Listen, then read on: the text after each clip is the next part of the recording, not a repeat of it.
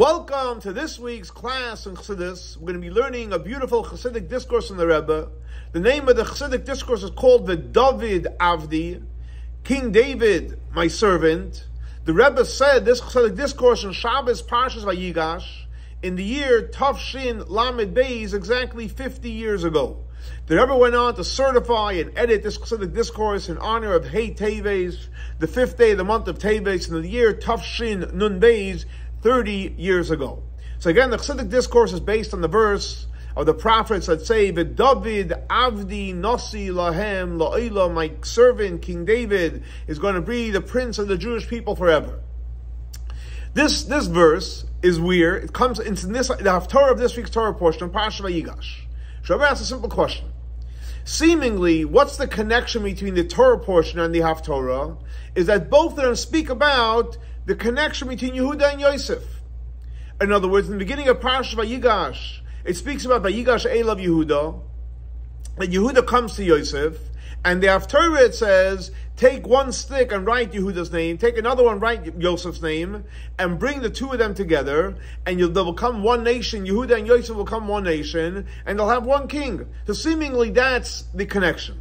But if you look more specific, when Yehuda approaches Yosef, in this week's Torah portion, it comes out, Yosef, so to speak, on top of Yehuda. Yehuda's approaching Yosef, who's higher than him.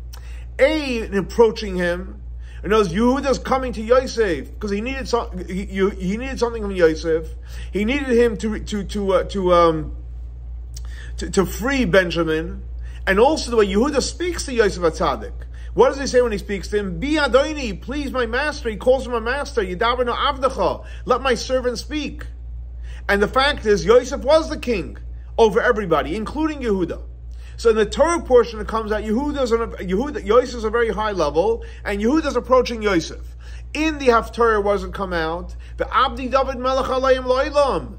And David Abdi, my servant King David, is going to be the prince over everybody.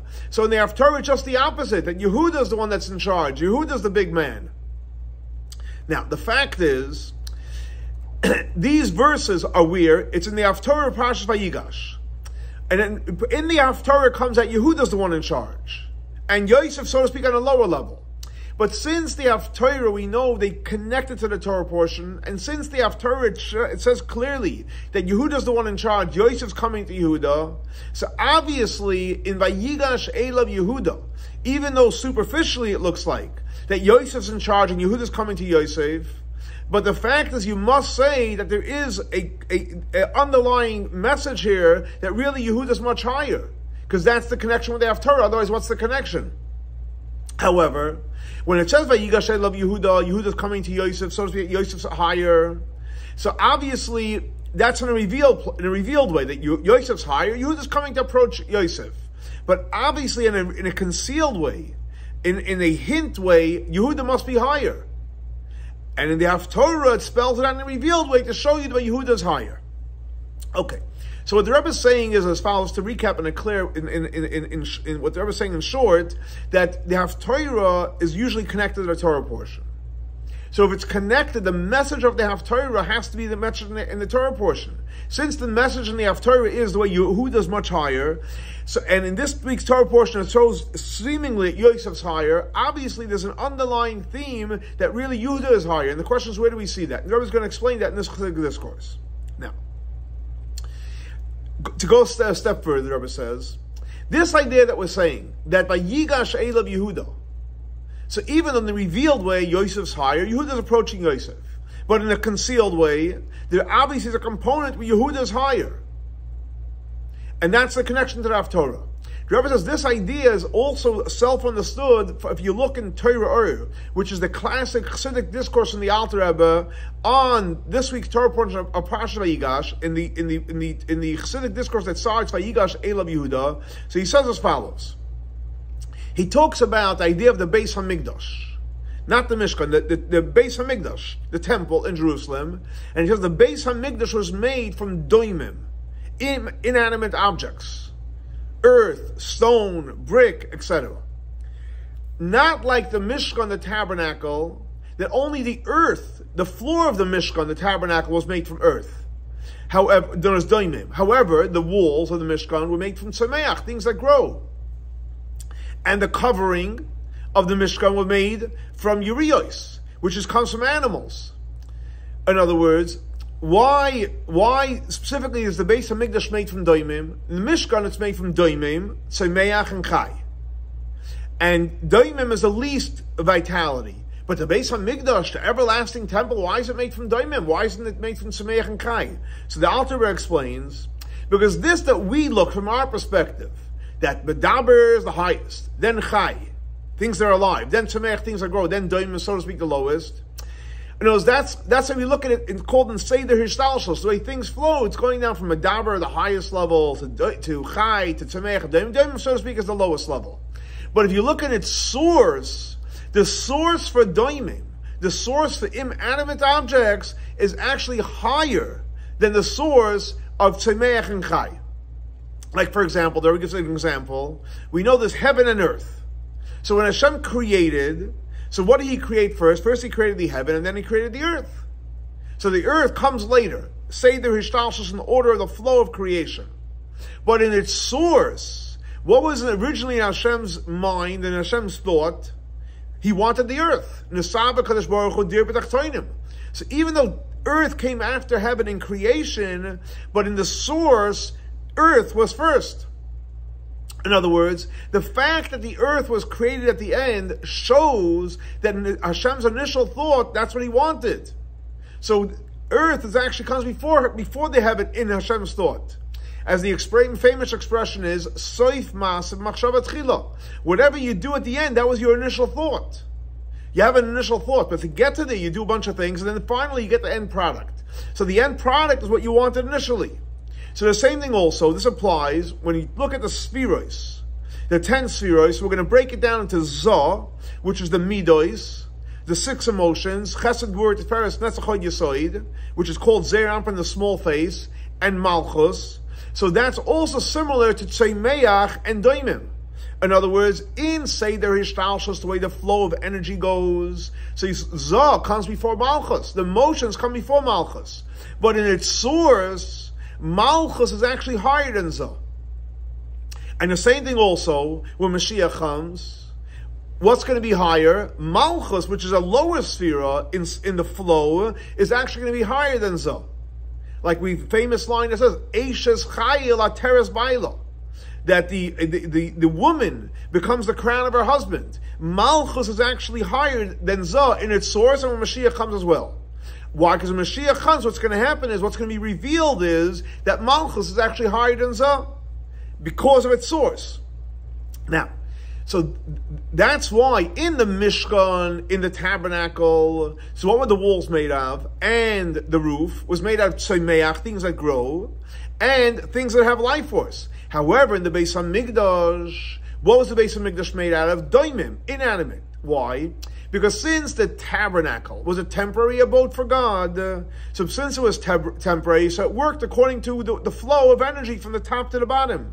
So therefore, the floor of the Mishkan of the tabernacle was doimim, the walls were tzemeach, and the roof was chai. Why? Because in the way things flow in natural sequence, so things that grow is higher than doimim, things that are alive is higher than tzemeach. So therefore, the roof is chai in the tabernacle, the walls are tzemeach, and the floor is doimim. That's in a temporary abode. But when you're dealing with the Beis HaMikdash, which is the ultimate dwelling place for Hashem, which is called Diras Kvatz, where Hashem dwells in a revealed way, but in a consistent way, that the Beis HaMikdash was just like the way it's going to be in the future. And in the future, Malchus, which is connected to Doimim, is higher than all the spheres. So therefore, even the walls and even the roof of the Beis HaMikdash is all Doimim. Why? Because again, since the Beis HaMikdash is connected to the future, and the future Malchus is higher, Doimim is higher, and that's why the Beis HaMikdash was built from Doimim. So the same thing also applies to Yosef and Yehuda. Why? Because we know spiritually, Yosef represents the Zah, the 6 midos, the small face. Yosef is the tzaddik, Yesoid Olam. Yosef is more connected to the sphere of Zah, and specifically Yesoid. Yehuda, on the other hand, is connected to which sphere? Yehuda is connected to Malchus. So today, until Mashiach comes. Yosef is higher than Yehuda, because Yosef represents Zah, he represents Yesod, Yehuda's Malchus. So in this present state, until Mashiach comes, Yosef is much higher. Why? Because when you look at the flow of energy, Zah is higher than Malchus. And that's why by Yigash Elav Yehuda had to approach Yosef. Because in this world, Yosef is higher, and he says, Bi Adoni. In other words, what is he saying? Bi Adoni. That he's asking, please, in me, Malchus, since I'm lower than you, I need you to draw in Yosef. I need you to draw in Zah, Yesod. Why? Because in this world, Malchus receives from Zah. So spiritually, what was taking place, Yehuda was coming to Yosef and saying, Yosef, please, I need you to draw within me into Malchus Zah and the sphere of Yesod. However, when Mashiach comes in the future, what's going to happen? When Mashiach comes, what's going to be revealed? What's greater? Malchus is greater. And Malchus, its source, is higher than the source of Zah, of the 6 Midos and Yesod. So then, when Mashiach comes, what's going to happen then is Avdi, David, Melech, Aleim, Lo'ilam. King David's going to be the king. Why? Because what's going to be revealed is that Malchus is really where it's at. The source of the highest source is in Malchus. So based on that, Rebbe asks, since, what are we saying? By Yigash Elav Yehuda, that Yehuda is approaching Yosef, and Yosef is what? Zah, the 6 Midos, Yesod, which represents by Tzameach, the emotions that grow, which is, today it's higher than Malchus, which is Doimim. But the fact is, if that's the case, that in this world, Zah is higher, and Yehuda is coming to Malchus, Yehuda is coming to Yosef, that he should bring into him the Midos. But the fact is, in the Chassidic Discourse, where it speaks about Yigash Elav Yehuda, he's not explaining about the benefit of Zah. He actually starts it by saying why the base of Mikdash is made out of Doimim, why the tabernacle is made out of Doimim. And what did he say? Why? Because it's connected to the future. So he starts it by talking about the power of the base of Mikdash, which is represented by Doimim, which is connected to the future. So since in the Chassidic Discourse of Yigash Elav Yehuda, which seemingly should talk about Zah, about Yesod, about the Midos, the way it works in Seder Shalshos, that Yosef is higher, but he starts about talking about the base of Mikdash that was made from Doimim. Why? And because the base of Mikdash is comparable to what's going to be like in the future when Mashiach comes in Olam Haba, and then Malchus is going to be greater than all the Spheroids. And since he starts about talking about Malchus, about Doimim, so even on a revealed way, by Yigash Elav Yehuda, what does it mean? Yeah, he's asking that Zah should come into Malchus. But the fact is, since in the Alter Rebbe starts us talking about Doimim, obviously in by Yigash Elav Yehuda, in an internal way, in a concealed way, obviously the power of Malchus over Zah, just like it's going to be in the future, is lying within the message of Yigash Elav Yehuda. So the Rebbe is bringing a proof now, and a strong proof from the Alter Rebbe, where he speaks of the fact Doimim, of the Beis Mikdash, is connected to the future, and he brings about Yigash Elav Yehuda. So obviously the component, at least in a concealed way, in a deep way, is that Malchus and Yehuda is much greater. And the question is now, back to the original question, how do we see that really, that Malchus is greater in by Yigash Elav Yehuda?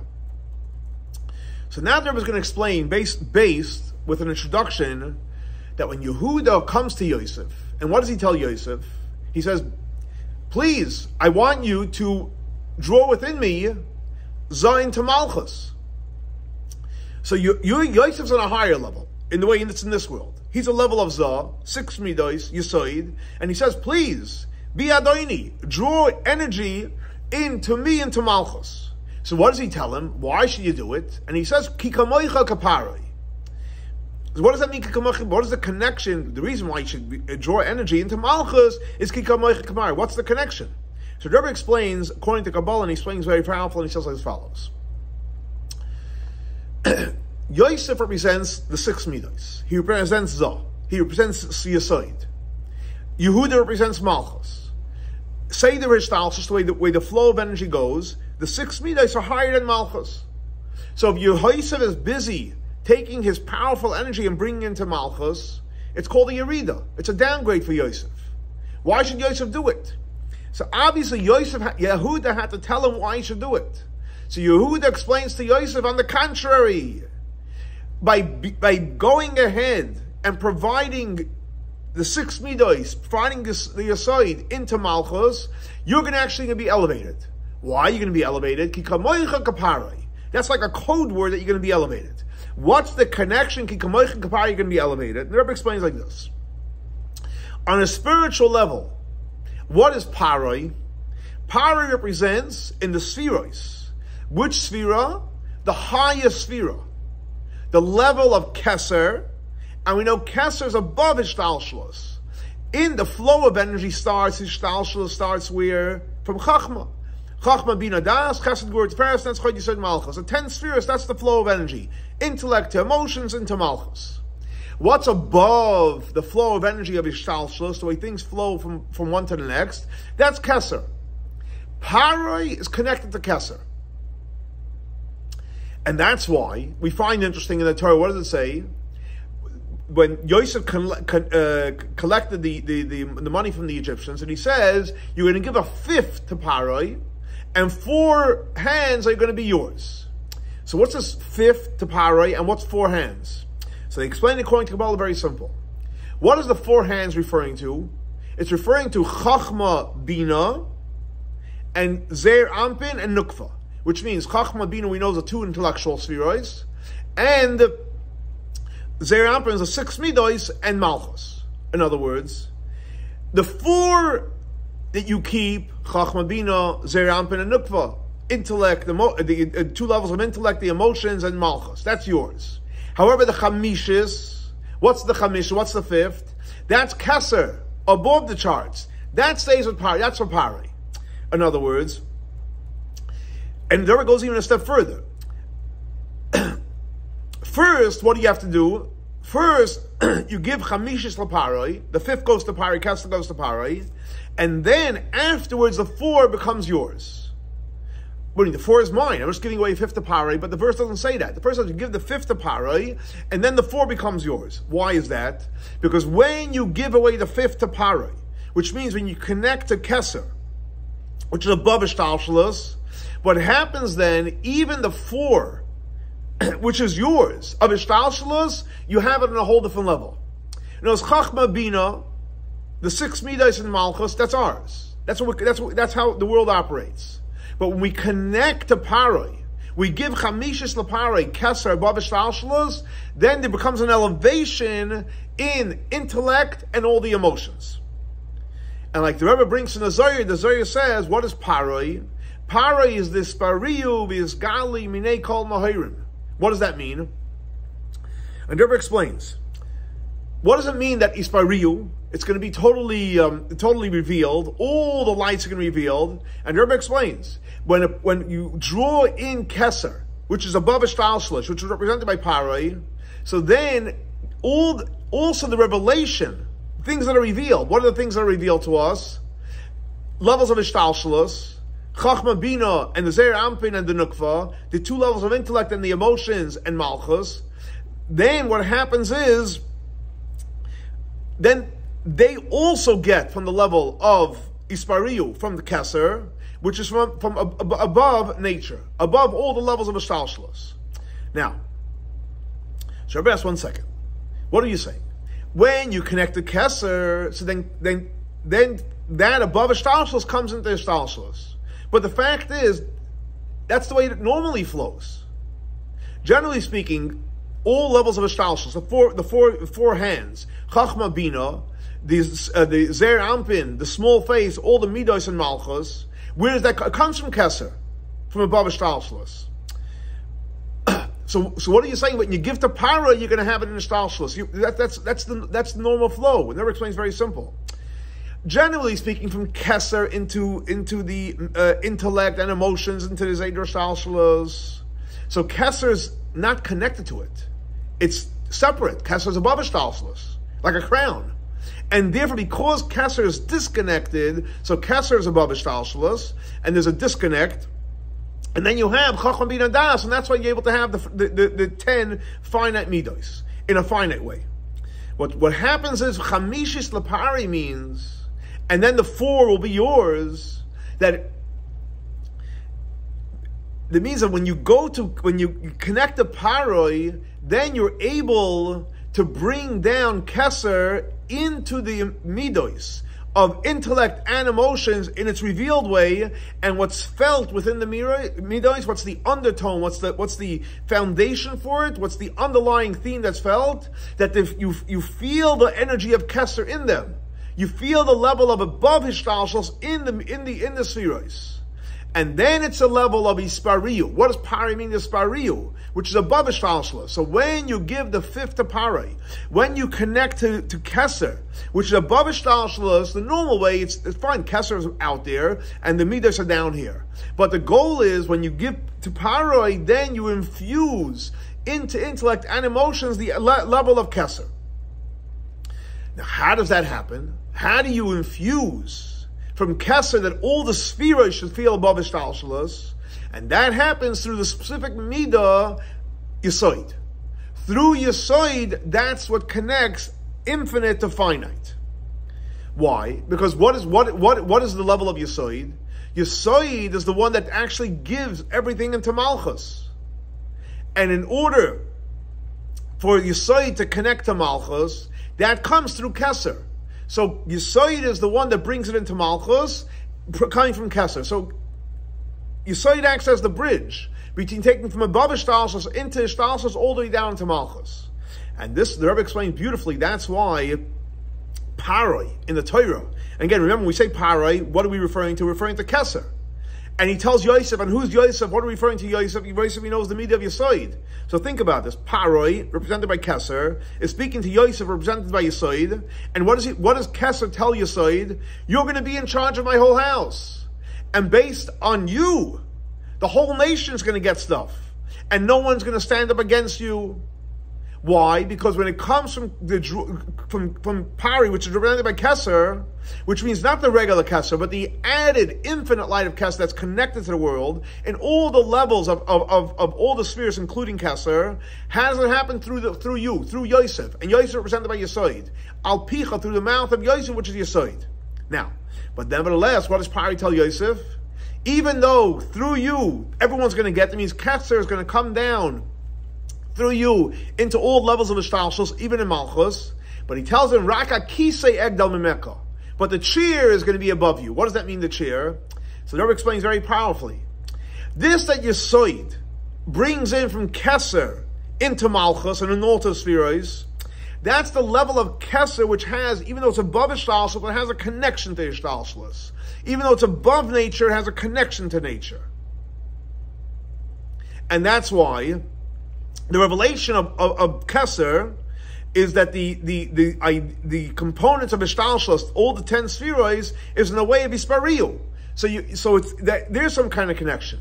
But when he says kisei, what does kisei mean? The chair mean? What is a chair? That elevates you, that makes someone greater and taller, etc. And those the component of Keser, which is totally elevated and not connected to Ishtalshos, that cannot come in through Yesoid. So in other words, like this. Yesoid has the power to bring in the lower level of Keser, the part of Keser which is connected to Ishtalshos, to come into Ishtalshos. Yesoid, which is Yosef, does not have the power to bring in the higher level of Keser into Ishtalshos. Only the lower level. But that's, the Rebbe says that, who can do that? Yosef is limited. Yosef is limited. He can bring in the lower level of Keser into Ishtalshlos, including all the midos, intellect, emotions, and malchus. The higher level he cannot bring in. However, when it comes to malchus, which is a lower sphera, has a superiority quality over Yesoid. Why? Why is that? Because Malchus, we said the source of Malchus is where? In Keser. Which level of Keser? Not the lower level. The source of Malchus is in the higher level of Keser. Now, in Malchus, the revealed part is Malchus. The source is concealed. How does Malchus reveal its source? It reveals it through Zeiram, from the small face, through the Midos, through Yesoid. So what happens is when Zah, which is represented by the small face, the 6 midos, Yesoid, reveals within Malchus its source. It reveals its source, which is basically the essence of Keser. So what happens then is, even Zah gets elevated to that higher level. In other words, like this. Yosef on his own can draw in the lower level of Keser into the spheres and into Malchus. Malchus, on the other hand, is connected to the higher level of Keser, but it's concealed. Yosef can reveal within Malchus its source, and once it reveals it, it's able to draw in the higher level of Keser, and then what happens is, by Zah revealing the power in Malchus, Zah is able to benefit from the higher level of Keser. And that's why Yehuda says to Yosef, beautifully, be Adoni, be within me, Adoni my master. Ki kamoicha kabare, which means that when in Malchus, be Yehuda, in Malchus, Adoni, you're going to bring in, the Yesod is going to bring in, which is referring to Yosef. So what's going to happen is, when Yosef is going to bring within me into Malchus, and you're going to reveal my source. In other words, Malchus is going to get, the source of Malchus is going to be revealed, which is referring to the essence of Keser, the higher level of Keser. Through that kamoicha kaparoi, you, Yosef, are also going to have the essence of Keser within you. So here you see the powerful idea that what happens is, this interaction between Yosef HaTzadik and Yehuda. So Yehuda's telling him, you think by going ahead and feeding Malchus, it's a downgrade, it's actually an upgrade for you.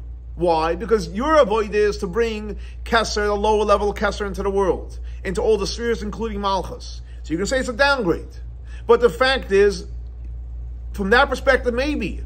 But Malchus has the power, can reach the essence of Keser. And but it's concealed within me. But when you mashpia within me, when Yesod brings out, reveals my source, then obviously you can benefit, because you'll have from the essence of Keser, and that's why it's worthwhile for you to go ahead and provide Yesod into Malchus.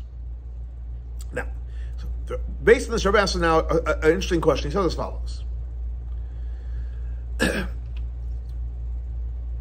This that Yesod draws into Keser is because Yesod, what does Yesod normally do? Yesod provides for Malchus. Look at the spheres. It starts with intellect, emotions, Yesod, and Yesod goes into Malchus. But nevertheless, this that Yesod brings into Malchus, what we say, it's in the lower level of Keser, the way Keser is connected to Hishtalshlus. So what's the big sales pitch of Yehuda telling him, be Adoni? That when Malchus is going to get from Yesod, so that then the essence of Keser is going to be revealed, and you're going to draw in from the essence of Keser. Isn't that what Yosef always does? Isn't that what Yesod does? What is Yehuda coming? What is the sales pitch? Yehuda's coming with a sales pitch. When you draw Yesod into Malchus, we're going to get the essence of Keser. What do you mean? Yesod is always drawing into Keser, so he can get it without Yehuda telling. What is Yehuda telling him? What's Yehuda enlightening him? Obviously, he's telling him something deeper. And Rebbe explains very powerful, and this is huge. And Rebbe says what Yehuda's telling him is as follows: not that when Yesod is mashpia into Malchus, that's he always does. He doesn't need Yehuda to tell him. Be Adoni means as follows. He's pleading with him. Be Adoni, please my master. It's not that Yesod is being mashpia into Malchus. That Yesod has the goods. Yesod is the teacher. Yesod is the parent. Yesod is the giver. And the giver is giving into Malchus. That's not the point. What he's telling him, be Adoni, that in Malchus should draw in what it needs from Yesod. Be Adoni. It's a fine line. I want to explain it because this is the base of the whole Maimer. This is the Chiddush of the Maimer, and this is a whole novel idea into education, parenting, any type of communication. What Yehuda is telling Yosef, normally you're the giver and I'm the receiver. Okay, you always did that. That's not what I want from you. Be Adoni. What I want from you is allow me, the receiver, to receive what I need. Who's in charge? Not the giver's giving. Allow the receiver to get what it needs. It's like the child needs something. Allow me to be who I am. Allow me to receive what I need to receive as a child. A student. Allow me to receive what I need as a student. Allow me to receive what I need to receive. Not that you're the giver and I'm the receiver. Because when you're the giver, I'm the receiver, it's all about the giver giving. Here it's all about the receiver, what the receiver needs. The receiver should need what the receiver needs. The receiver should receive what the receiver needs. It's about the receiver. In both cases, a giver and a receiver. But in the first case, the normal procedure is the giver is the giver and the receiver receives. And whatever you receive, you say thank you. Here Yehuda is saying, no. True, there's a giver and a receiver. And you're going to be the ultimate giver. But it's not about you giving, it's about me receiving. Allow me to receive what I need to receive. Allow me to get what I need to get. Be adoini. Be adoini. Please, my master, allow me to take what I need to take. Allow me to accept what I need to accept. Yes, you're the giver, but it's not about you giving, and it's not about what you're giving and how you're giving, it's about me receiving. Just allow yourself to be a conduit to that the receiver should take what it needs to take. Huge. In other words, when you're giving, so it's all about you giving. It's limited to what you're able to give. When I'm receiving, I'm going to receive whatever I need, and whatever I'm missing, I'll be totally full.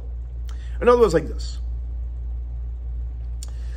the revelation that takes place from Kesser, that comes into Malchus, when Malchus is the receiver through your side, because it goes through your side, is much higher than the revelation that comes from Kesser when your side is giving into Malchus. In other words, the flow is, it comes from Kesser, it goes through intellect, goes through emotions, through your side into Malchus. But when your side is the one giving it, it's a much lower level.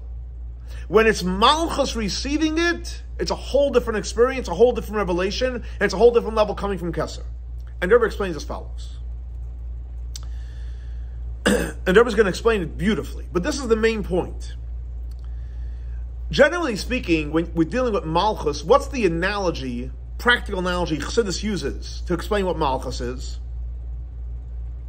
The analogy of a smear of Malchus in our koiches, in our abilities that we have of the soul, it's referring to specifically the ability to speak. Malchus peh, like it says in the Zohar, we say it Friday night before Shabbat. Malchus peh. Malchus is connected to speech. What's the connection? What's the reason? What the connection between Malchus and speech? Because what's the difference between speech and all the other attributes that we have? All the other attributes that we have, intellect, emotions, thought, etc., it's all for myself. You can think by yourself, you can be happy with yourself, you can think about yourself. Speech is not for yourself. The purpose of speech is to share your intellect, your emotions, your feelings, your thoughts, etc. Speech is all about the other person. Not only that. When a person has an idea and a thought, you have an idea, it still remains an idea and it's still your thought, even after you share it. But once you talk and you share something with someone else, the speech you gave is gone. It's not part of you. You might have new speeches, but the one speech, once you said it, it's gone. It's disconnected from the person. So speech is for somebody else, A, and B, once you say it, it's gone. The same thing also, a step deeper, Rebbe says, let's look at the speech before you actually spoke the words you're going to say. It was the ability to speak, the koyach, the ability to speak, that's within the person. What's the power of the speech? The ability to speak is that you have the ability to go ahead and express something outside yourself and to give it over to someone else. So again, there's three components of speech. A, it's for somebody else. B, once you say it, it's gone. And C, even a step further, that the ability to speak is also for somebody else. So that's all what? In the practical application of dibur, of speech which is connected to Malchus.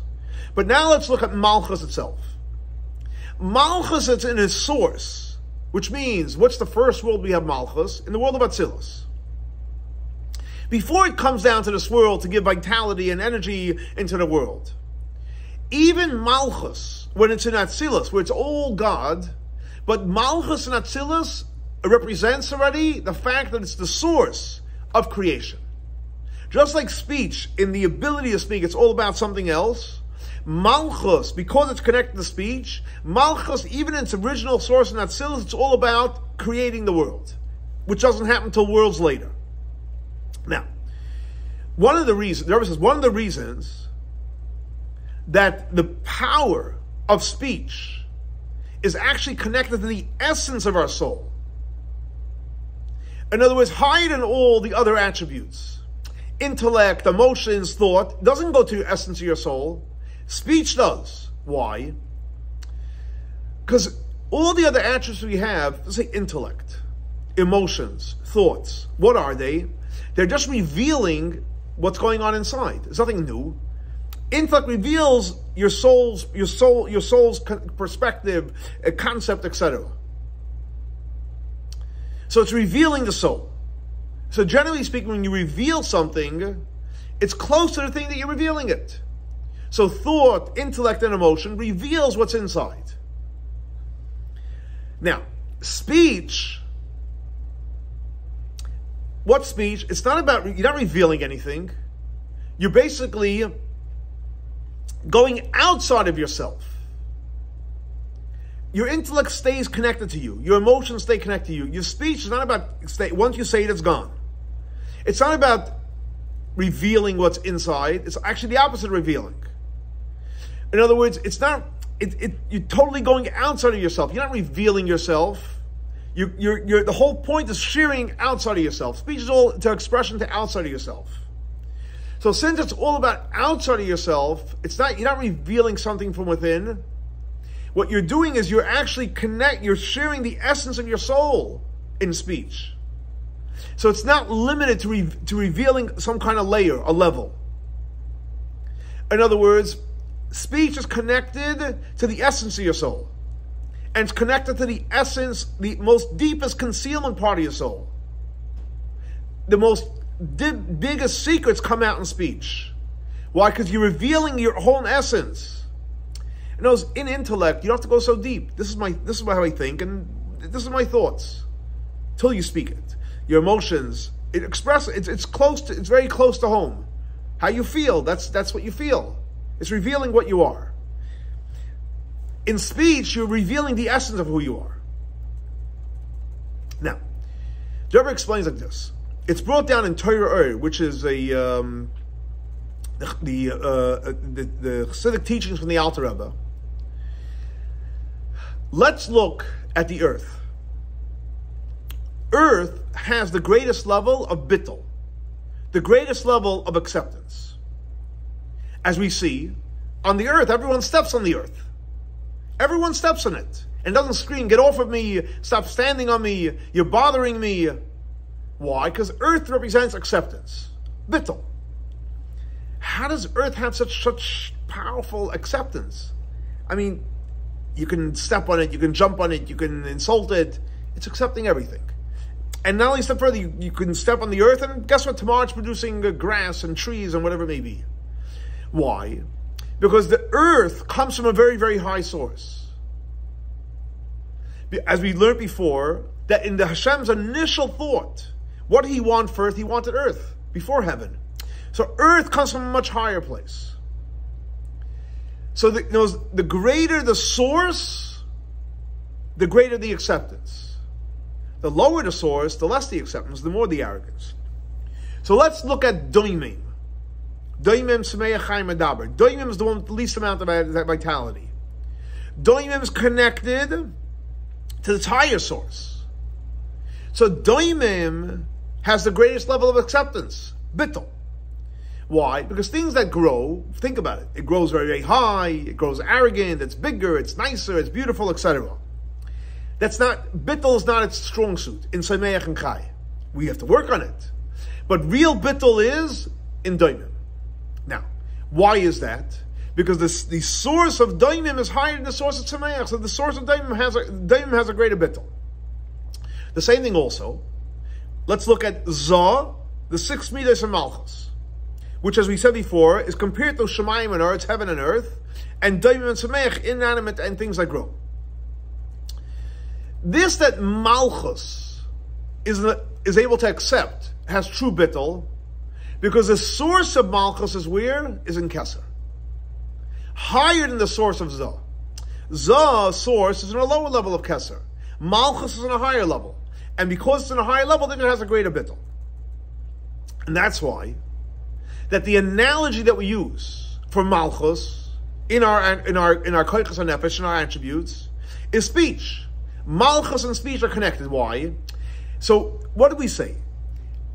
Because the acceptance in Malchus is very, very deep, and the acceptance in speech is also very, very, very, very deep. It's totally accepting. Now, let's look at the acceptance of speech. Why? Speech goes to the source of Malchus because it has the greatest amount of bittul. Let's look at the acceptance in speech. Why is speech like on such a low level and has the greatest acceptance? There's two reasons. Number one is someone speaks. Look at not talking about what your person's saying. The idea to speak, not what you're saying, but speech. When a person speaks, speaking, there's no quality in speech. You can read someone else's thoughts. You can read someone else's thoughts. Your thoughts.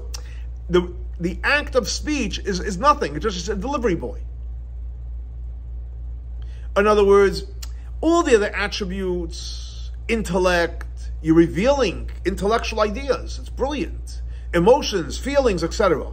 So there's a quality to it. There's a definition to it. There's substance to it, etc.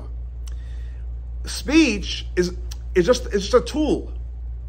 In other words, there's nothing quality of speech. Just to clarify again, when we say speech, we're talking about literally speaking. We're not talking what you're speaking, because you can speak amazing things. You can speak not necessarily great things. We're talking about the concept of speech, just the verbal articulation of the words. The words is nothing. It's words. And the proof is you can say stupid things, you can say smart things. Speech, there's nothing to it. That's number one. Number two is, speech, as we mentioned before, why is speech like so accepting? Because speech, when a person speaks, it's easier to sit quiet, meditate, relax, etc. When you're speaking, I'm giving up of my private time, my quiet time, and I'm sharing it with someone else. So speech represents humility. Because speech is nothing.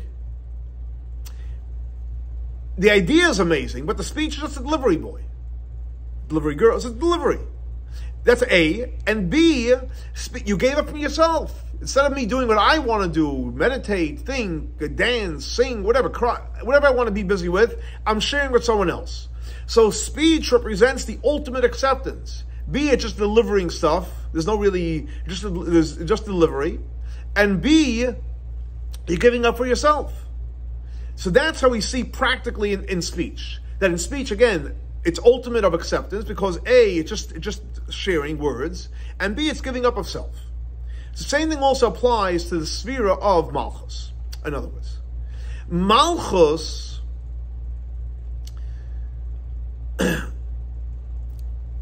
what is Malchus? Malchus is not revealing a certain emotion, Malchus in itself. It reveals other emotions, other intellect. But Malchus is just like speech, it's just a delivery boy. It's not revealing anything that it really has of it on its own. That's point number one with Malchus. And B, instead of Malchus is doing whatever it wants to do, it's busy creating the world, creating people, etc. So Malchus and Dibur have both components at the total level of acceptance. Now this level, that we say that Malchus is all about acceptance, is actually mentioned in the Chassidic Discourse in Torah, that Yehuda, which we said before, Yehuda is connected to the sphere of Malchus. Yehuda represents the idea of Haidaya, acceptance, bittul, 100% acceptance. In other words, it's deeper. It's not only acceptance. Yehuda is a whole different level of acceptance. In other words, Haida means you're acknowledging. Bittel's accepting, so Haida is even deeper, you're acknowledging. In other words, the person is so accepting that you're totally giving yourself up to the person that you're accepting for. Not only are you accepting, but you're accepting yourself into someone else. You're allowing yourself to be accepted by someone else. You're totally giving yourself over to somebody else. Now, so that is what the level of Malchus, which is the ultimate in acceptance. And that's why it reaches the essence of Keser. Now we're going to go a step further. We all know that when a person has intellect, great ideas that you intellectually grasp, and then you use your thought to think about it, and then you articulate it with speech. So speech is just a thoroughfare. It's not that speech is connected to it, it's a thoroughfare. It's a pipe that's bringing the deep ideas and deep thoughts. But what happens when you take your deep ideas of intellect and thoughts, and you bring it through this, so to speak, pipe, shallow conduit of speech, what happens, interestingly enough, when you speak it out, the intellect gets stronger, more than it was before, and more than it was when you thought. So here you see something unique. On one hand, we said that what speech is nothing. Speech is total acceptance. But on the other hand, when you use your speech, the intellect becomes stronger. The thought becomes stronger. That's in terms of intellect. The same thing applies with your emotions. When a person, let's say, has feelings of love, those are powerful feelings. But when you share them in words, you speak words of love to someone else, about someone else, love gets increased. Literally by speaking about it. It's a speech verb, but the fact is speech has the power to increase intellect and emotions. And the same thing also, any other midos that we have. Any one of the three intellects, any one of the six emotions, any feeling, any intellect that we have gets increased through speech. Now the question is, why is that? We just said that speech is nothing. Why is that? And the answer is because the source of speech is in the essence of your soul. Again, speech is really nothing, but the source is in the essence of your soul. So when a person draws down from your essence of your soul into the intellect and the emotions while you're speaking it. So on one hand, speech is nothing, it's just a conduit. But on the other hand, it's connected to the essence of your soul. So you're drawing in a higher source into the intellect and the emotions. And because you're drawing in a higher source, therefore the intellect becomes stronger and the emotions become stronger. In other words, to take it a step further, you have intellect and emotions, and you have speech. Speech is a higher source than intellect and emotions. But now when you take your intellect and your emotions, and you bring it into speech, so you're connecting to the essence of your soul, but still, and that's why it becomes stronger. But what Rebbe is saying is that speech itself is still connected to a higher source. In other words, to clarify the distinction. Intellect and emotions comes from a lower level. Speech comes from a higher level. When you take your intellect and emotions and bring it through speech, you're getting it, so to speak, from an intermediate level, not necessarily from the speech itself a source. The speech source itself comes from a higher level. Now, why is that? Because when a person has intellect and emotions, which comes from the revealed part of your soul, not the essence of your soul, and when they go through your speech, in other words, what happens when going through speech, you're connecting to the essence of the soul through speech, which is the infinite part of your soul, which is able to go down from one level to the next, because as you know, Malchus goes down to the lowest level. But nevertheless, even this component, which is higher than the source of intellect and emotions, because obviously that's why he's able to add into intellect and emotions. But nevertheless, the part that it connects to, it's like the lower level of Keser. It's infinite, but infinite the way it's connected to reveal part. But speech itself, which is all about not revealing, it's a speech, it's the conduit, it's total acceptance. That source is in the essence of the soul. Now, so again, just to recap, there's three levels. There's the essence of Keser, which is above h'tshel. There's the next level, which is above but connected. And then there's the reveal part. Intellect and emotions is connected to the reveal part of h'tshel. when you take intellect emotion through speech, it's connected to a part of above h'tשל, the lower level way it's connected to h'tשל, and speech itself is connected to the essence of the soul, which is connected totally above h'tשל. So based on this, Rebbe explains what we brought before from Torah from the Alter Rebbe. When Yehuda says to Yosef, "Be Adoini," and what we explained before, he says that within me should come in what? From Yosef. Not that Yosef should be the mashpia into the makabel, but the makabel should receive from the mashpia. Even though technically it's the same thing, but no, on a spiritual level it's much deeper. What he's asking is, allow Bi Adoini, allow Malchus to receive what it needs from Yosef HaTzadik. So everybody asks 1 second. Yehuda's asking from Yosef HaTzadik. Why didn't he ask him that he should draw into Malchus? Why did he ask specifically he should be the receiver? Allow him to be the receiver. Allow me to be the receiver rather than you be the giver. So Rebbe said he's going to explain this based on it's known. We know there's something which is called oiros and kalim, lights and vessels, which practically in the spheroids it's Zah, which is the light, and Malchus is the vessel. Attached names to it. Yosef is Zah, Yosef is the light, and Yehuda is represented by Malchus, the vessels, compared to light and vessels. Now, when light comes into a vessel, why does light come into a vessel? Light wants to be contained in a vessel? And the answer is because the source of the vessel is higher than the source of light. Now the light knows it. The light knows that even though it's a vessel, but the source is much higher, and therefore it's willing to go into the vessel. So the light is the light, the vessel is the vessel, which is limiting. But the light knows the vessel's source is higher than the light, and therefore it's willing to be contained in a vessel. Why is that? Because what is light? Light is all about revelation. So therefore, the quality that the vessel has from its source, that when the light goes into the vessel, it's going to be able to connect to its infinite source.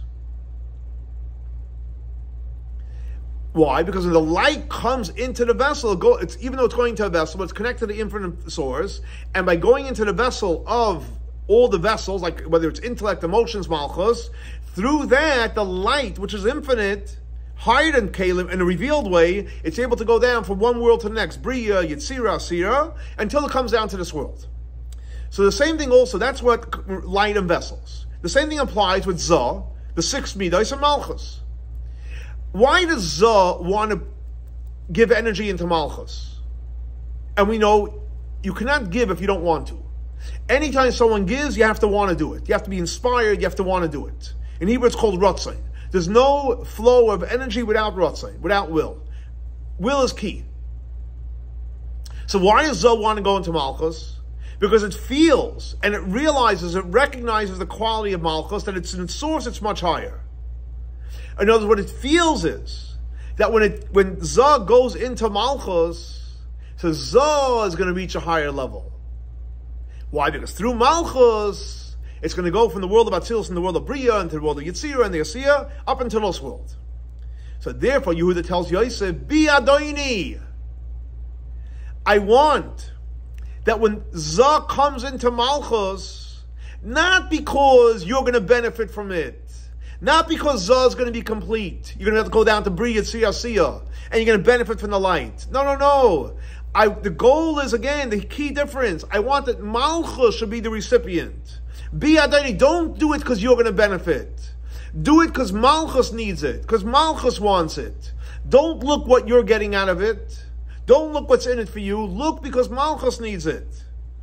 And then if you do what I'm asking you to give to Malchus because Malchus needs it, not because anything you're going to have any benefits. So you're going to think, I'm losing out. Why should I do it? So he tells him, no. Because when you do that, then then you're going to have such an elevation, you're going to go not to Kesser, the lower level, you're going to go to the essence of Kesser. Because the part of Kesser that's revealed into Zah, when it comes down from one world to the next world, that's the part of of Kesser, the infinite part of Kesser, which has the power to go down to one world to the other, which is referring to the lower level of Kesser.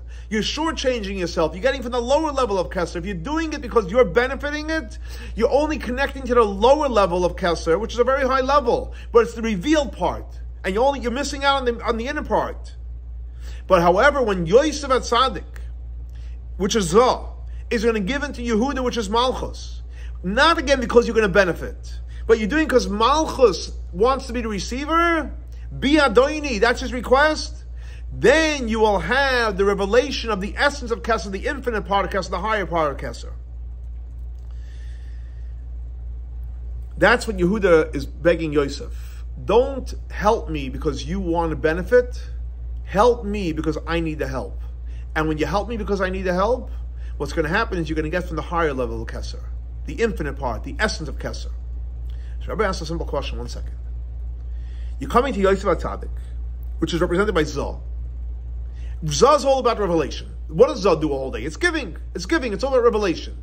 And it's giving, and it's giving to Malchus so that it can get more revelation, it can do more and more and more. Yosef, in his bones, it's all about revelation. How are you going to convince someone that's all about revelation he should do something not for a revelation? Where's the profit? I should do because you want it. I do things because I want to do it. I want to be the giver. So the question is, how is Yehuda able to impact Yosef, Bi Adoini, that he should give Malchus what it needs because Malchus needs it, to be there for the child, to be there for the student because what the student and the child needs. It was to draw down gifts and blessings, not because you see a benefit, not because you're going to have anything for it. How is Yehuda able to inspire Yosef to do so?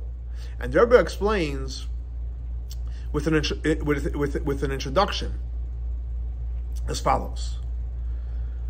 It's brought down in Likutei Torah from the Alter Rebbe in Parshas Ba'aloscha, and also in the Hasidic Discourse of Parshas Vigash, when Yehuda tells Yosef, Ki avdecha orav hasanar, because your servant, referring to Yosef HaTzadik, became a guarantor for the child, referring to Binyamin.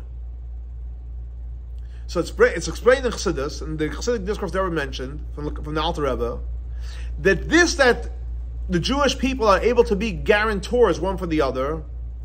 Why? How can we be guarantors? I'm me and you're you. How can we be a guarantor? Because the truth is we're really all mixed in together. Arvus comes from Muravim. We're all mixed up. We're all mixed in together. In other words, and that's one. The Rebbe says that's one of the reasons why the Jewish people are compared to our candelabra. The menorah zav kula were compared to the golden candelabra. Why? When Hashem told Moshe Rabbeinu to make the menorah, how did he tell him to make the menorah? He says, "Miksha tiyasa menorah." You should make it hammered out. It was one piece, and from the one piece you were able to separate and make a menorah out of it. What does that mean practically? You took a piece of gold and you banged it. So before this piece was on top, it comes on the bottom, and this piece before was on the bottom goes on top. And then it somehow gets all, mixed into the right shape, and therefore you end up being a beautiful menorah. So it's the same thing also. All Jewish people are really all together. And you can't say this one's higher, this one's lower. We're all one. And that's why we called Adam. Why are we called Adam? Because all the Jewish people are one human being. Arvus, how can we guarantee one for the other? Because really we're all one. What does that mean? It never explains as follows. This that we say that we're all one, is higher than the fact that we're mixed together. I know like this. When you say that we're all mixed together in one pot, okay, everyone's unique, everyone's separate, but we're all mixed together in one pot. Same thing also with the menorah. In other words, you had one piece of gold, and you hammered it here, and you hammered it here. This was on high, this was on top. It came in the bottom, but kind of came on top. So there's still, you see that there was a top, there was a bottom, and now it's all one piece, etc. But there was a top and a bottom. There's still a top and a bottom. That's one level. This one's a top, bottom, and we're all connected. A deeper level is we're all one. Adam echad, we're one. It's not about higher, lower. No, we are one. So when we say that we're all united, we're all responsible for another, there's two levels. One way is everyone is unique, but we each have responsibility for the other. We're all one nation. Multiple people, one nation. A step deeper is, no, we're one. It's not one nation made up of multiple people. We're one people. In other words, this that we're called Adam, because when you unify the different limbs in the body, there's two components to it. What does that mean? On one hand, we have different limbs in our body. And each one complements each other. And they work in unison. They work in unity, because they all need each other. In other words, on one hand you have the head, and you have the body, and you have the feet and your hand. But the fact is, the head needs the feet, and the feet needs the hand. The head needs the feet to take it somewhere, and the feet need the hand to give it direction. So when the head is giving direction, who's in charge? The head is.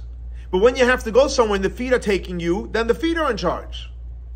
So when you divide it up in different roles and so even though, yes, we're all part of one body, but nevertheless, everyone has its time, that today he's the head, tomorrow it's the head, and so on and so forth. Everyone has their unique component. So on that level, yeah, there's a higher and a lower, but again, we're all unified. And the same thing applies to the Jewish people. What does that mean? Every Jew, every person has their unique quality. And whatever quality everyone has, that's the one that feeds the Jewish people with the quality, your unique quality. In other words, so we each complement each other, and we unify each other by each doing our unique gift that we have. In other words, there's today this one's on top, tomorrow that one's on top, today this one's on bottom, the other one's on bottom, and you don't know because it constantly changes. That's one level, that everyone's unique, and one day this one's in charge, the other doesn't in charge, but ultimately we're all together. But then there's a whole different level of unity. The unity is we're all part of one body. That means we're all one. It's not about higher, lower, me, you, today, tomorrow. We're all one. And that applies to all the limbs that we have. And the same thing also applies to the Jewish people. That all the Jewish people are really, really one. And therefore, because we're all one, we are one. So in other words, like this. There's two levels of unity. One is everyone's unique, but we're unified. And one is, no, we're really all one. So the Rebbe says like this. When Yehuda went ahead and he was a guarantee for Binyamin. He was an Arif. What does that mean? He went ahead and he connected himself in the most strongest way. Because we know he said, if I don't bring him back, I'm giving up this world and the next world. I mean, he really committed to him. Where did it come from? Why would he give up everything for his brother? Because the fact is, it's not because he was doing something to our brother. He and his brother is brother. No, he's really one with his brother. Higher than okay, I'm you and you're me and tomorrow you'll need me. No, it's not that. We're really, really one. So what do you mean? If Binyamin's not coming back, I'm not coming back. I'm willing to get both worlds because we're really, really one. And so there was this type of level of oneness, that we're all one. Who's the one that said it? Yehuda said it. And specifically Yehuda. Why? Because what is Yehuda? Which sphere? He's a sphere of Malchus. And what's the source of Malchus? Keser. And in Keser itself, the higher level of Keser, the essence of Keser, which is above division. So because Yehuda is Malchus, and Malchus is connected to the higher level of Keser, it's all one, therefore he was able to take on Arvus for his brother. He was become a guarantor for his brother because he was really one with his brother. And there was a step further. When Yehuda told Yosef, Ki avdecha arvus hanar, because your servant Yehuda, I took arvus, I was a guarantee for my brother. And the guarantee that I took wasn't because I'm me and he's him and etc. Today he's in charge, tomorrow I'm in charge. No. The reason why I'm a guarantor because we're all one. The message he was sending Yosef, we're really all one. Because in its source in Keser, there's no me, you, him. It's all really one. It's really all one. So when he said that to Yosef, Yosef was impacted by it. At least on a makif level. He was totally like, wow, we're really all one? And Yosef felt that we were all one. And that's when Yosef, the Torah tells us, Yosef, he couldn't hold back. How could I not tell my brothers who I am? And that's when he confessed. He confessed when Yehuda sent home the important message that really we're all one, by demonstrating why he took guarantee for his brother. And based on this, the Rebbe explains what does it mean when he tells when Yehuda tells Yosef kamoicha kaparoi. What does that mean? Pari, we said, is what? Keser. Which level of Keser? The highest level of Keser. So he's telling ki kamoicha kaparoi. You, Yosef HaTzadik, Yosef, kamoicha, you. Which is represented by Zah, Yosef is Zah, what's your real source? Not in the h'tשל where it flows, the lower level of Keser. No, your real source is etzem HaKeser, the essence of Keser, which is higher than the lower level of Keser, which is a source for Zah. And in the lower level, there's different levels. No, the truth is that Yosef, you're connected to Pari, the essence of Keser. We're all one there. In other words, the reason why Zah was even created, a level was created, and even the source of Zah, which is Keser, which is the source of Zah, is the ultimate goal is to fulfill the intent of Pnimius HaKeser, the higher level of Keser. And by Yehuda, which is Malchus, and we know Malchus is connected to Pnimius HaKeser. Because even after it comes down into this world, it's still connected and it feels its source. So he tells Yosef HaTzadik kamoicha kaparoi. Remember, we all come from the same place. We're all one. So Yosef got it. He got it. He connected to it. The light bulb went off. And that's because Yehuda told them, really, we're all one. Don't do it for revelation. Do it because bi'adoini. There's something that I need. Don't do it because you're going to get something from it. Do it because I need it. Allow yourself to be a conduit, to be the flow of energy for Malchus, what Malchus needs. By doing that, you'll fulfill the ultimate intent of Pnimius HaKeser. Not that you should be giving because you're the giver. The receiver that needs, a child, a student, whoever needs, allow them to get what they need. Allow yourself to flow. It's not always about you. So based on this, the Rebbe explains the connection of bi'adoini, where Yehuda says bi'adoini, in other words, allow Keser, allow yourself, the Malchus, to be the recipient of whatever you have from Zah, from Yesoid. And what's the connection with kamoicha kaparoi? Because in other words, by kamoicha kaparoi, since we're dealing with the essence of Keser, since you're focused on the fact that the essence of Keser are all one, that's the reason why bi'adoini. In other words, when Yosef realized, and he got it, that the ultimate source of Zah, knows why was Zah even created to begin with, is Pnimius HaKeser, not the lower level of Keser. And to that inspired Yosef to give and allow himself to Malchus to receive what it has to receive, so that you can fulfill the ultimate of Keser. So in other words, the first thing you're saying is that when Yosef got ki kamoicha kaparoi, that's when he was able to be bi'adoini. He was able to allow Yehuda to receive what he had to receive. That's one component. A step further of the connection between kamoich and kamari and adoni. So the first, to recap, just so we get it clear, so we're going to the second one. The first one is ki kamoich, because when Yosef got ki kamoich, the source, the ultimate goal is Pnimius HaKeser, so therefore he allowed bi'adoini for Yehuda to receive what he had to receive from Yosef. Another explanation ever says that through the fact that Yosef goes ahead and gives Malchus what it needs because of Malchus, through that now he'll receive Pnimius HaKeser kamoich kaparoi. In other words, like this, it's a circle. When Yosef got the concept ki kamoich kaparoi, and therefore he was able to allow Malchus to receive. So he wasn't giving because he was giving because Malchus needed it. So it wasn't coming from a reveal because he wanted some kind of benefit. And he was doing it to fulfill the intent of Pnimius HaKeser, kamoich kaparoi, and that's why he allowed Malchus to receive it. And then he received full circle, he got the revelation of Pnimius HaKeser.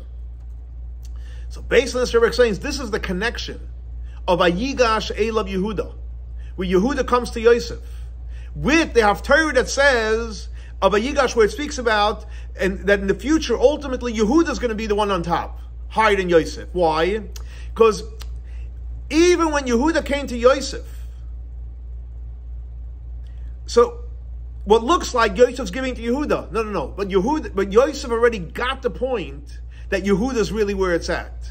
That Malchus is where it's at. It's about Malchus has a need. So it wasn't Yosef was coming big shot. Okay, I'm going to be the one to give her. Yosef got it that Malchus needs something.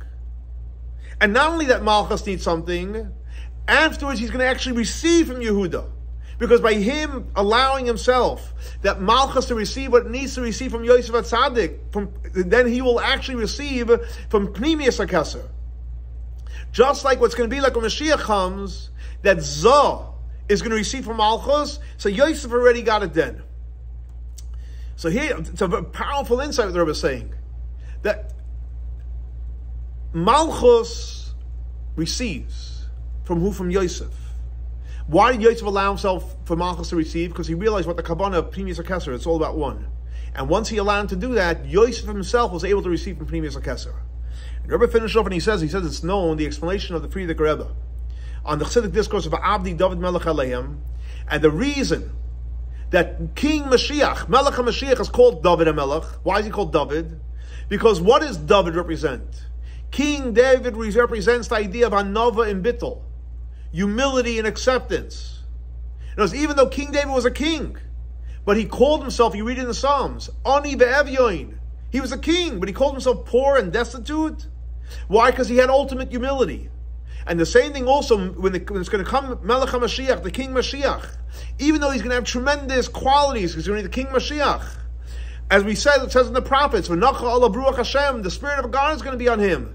And he's going to learn Torah with the patriarchs of Moshe Rabbeinu. But nevertheless, the quality of Mashiach is going to have the ultimate in humility, an ultimate acceptance.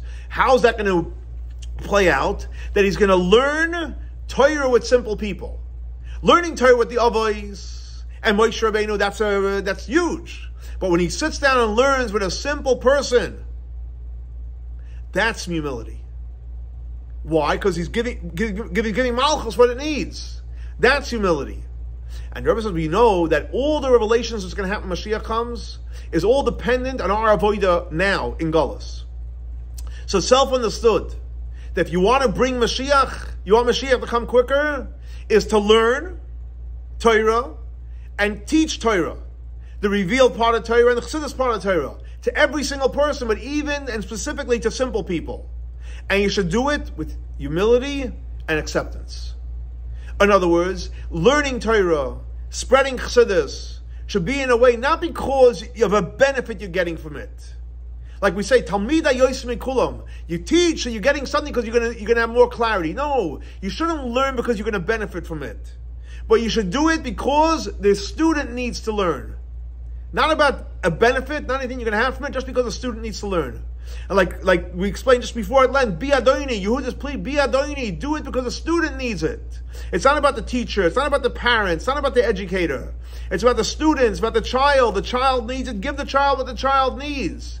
And the more it's harder for you to do, because as simple as a child is, that's where it's at. And when you do that, you'll bring in the highest level, you'll bring in the Pnimius HaKeser, the Etzem HaNefesh. And by behaving in such a way, and learning Torah, and specifically with simple people, we will make Mashiach come quicker, and we'll actually usher in the promise of the Avdi, David, Melech Aleim, Lo'ilam, that King David is going to be the king forever. But David, Avdi, Nasi Lo'ilam, King David will be the prince forever. And that's going to happen when Mashiach comes, B'Karoiv Mamash. And he had a great and most powerful Chassidic discourse with powerful teachings about the ultimate in acceptance, humility, and by giving the giver what the giver needs, not because you're getting in benefit, that will ultimately create the greatest revelation. As Rebbe says, the greatest revelation of Mashiach coming speedily in our days. Hopefully, next class will be in Yerushalayim, Ir HaKodesh with Mashiach Tzidkenu. Have a great and blessed week. Shavua Tov.